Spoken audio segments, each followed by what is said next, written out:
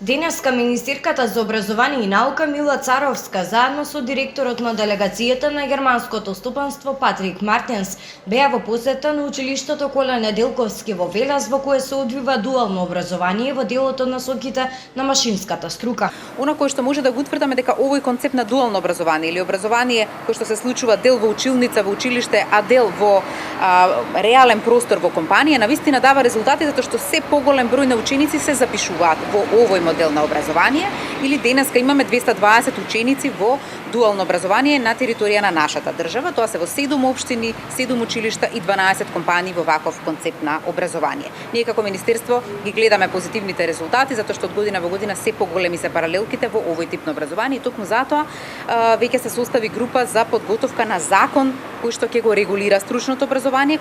Und dass die Unternehmen hier in die Bildung investieren, wie Braco und Markt. Тоа што компаниите вклучени во овој процес во Велес, Маркат и Брако, интензивно инвестираат во дуалното стручно образование, е добар показател и им го отвара патот на учениците за градење на една понатамошна кариера во рамките на овие компании.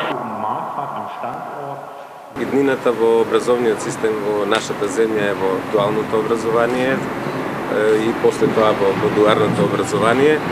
Многу повеќе треба да се инвестира во тоа, многу повеќе општините и државата треба да го слушаат гласот на стопанствениците кои ги креираат плановите за упис на ученици, се почнува од таму. Веде директорката на Средното стручно училиште Кола Неделковски Цветанка Ѓакова Панова денеска посочи дека представува особена чест и задоволство бидејќи и покрај ситуацијата со коронавирусот успеа да ги поздрават учениците од втората генерација техничари за производно машинство.